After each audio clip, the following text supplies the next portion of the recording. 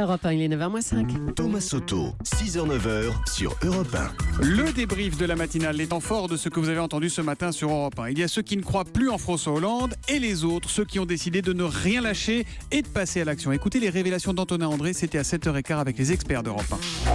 Le meilleur moyen de sortir de cette mauvaise passe, c'est de lancer la campagne présidentielle. Maintenant, là, tout de suite, Stéphane Le Foll prépare une grande réunion publique, un meeting, figurez-vous, avec des ministres, des écologistes, des radicaux, fin avril, avec un slogan fort et sonore. Hé, oh, la gauche, Voilà le mot d'ordre, hein, c'est le slogan de ce meeting.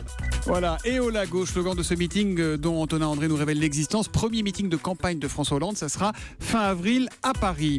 Situation hallucinante dans une école maternelle de Marseille. Des parents d'élèves et des enseignants demandent la construction d'un mur, un mur pour protéger la cour de récréation qui se trouve juste à côté d'une cité. Écoutez le témoignage de cette enseignante, c'était à 7h tout à l'heure.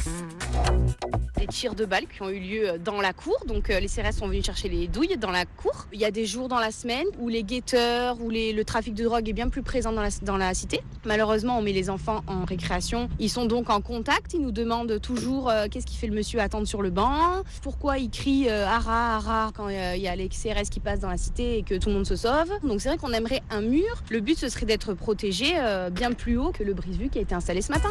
Voilà, alors certains d'entre vous ont cru à un poisson d'avril, on a eu pas mal de tweets là-dessus. Non, c'est un sujet tristement vrai sur l'école maternelle qui demande un mur pour se protéger des kalachnikovs. Et ça, c'est Steve Lann CG qui nous l'écrit sur Twitter. Il est lui-même animateur de la radio RCF à Marseille. Face à la menace terroriste toujours plus haute, les forces de l'ordre doivent s'adapter. Les explications du général Pascal Bonneau, c'est le sous-directeur de la défense, de l'ordre public et de la protection à la gendarmerie nationale. Et il était à 6h45 dans Europe 1 vous répond. Les enseignements que l'on a tirés des diverses attaques qui ont eu lieu en France et en Europe, mais également en Afrique d'ailleurs, nous ont conduit à rénover le schéma tactique. Vous avez raison, auparavant, face à des terroristes, on recherchait la négociation. Aujourd'hui, ce n'est plus le cas.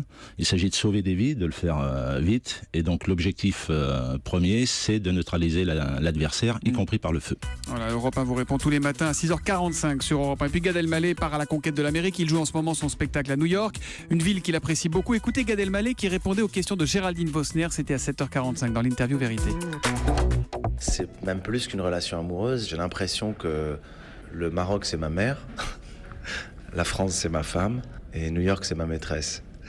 C'est-à-dire que New York m'excite énormément. Je peux faire plusieurs shows dans la soirée. Et j'ai envie d'y revenir, mais il faut le dire à personne. Ça restera entre nous. On termine ce débrief en musique.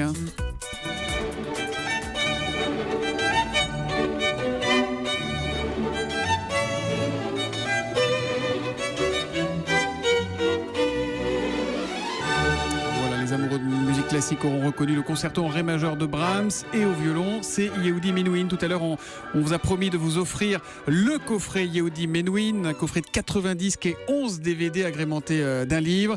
C'était pour le premier qui tweetait avec le hashtag un matin, avec le hashtag Menuhin bien écrit et en nous disant combien il y a de cordes dans un violon. Il y en a donc, Julie, 4, voilà, sol, ré, la, mi. Et le gagnant, c'est Jérôme Bertin. Bravo à lui et continuez à tweeter et à nous écouter avec le hashtag un matin.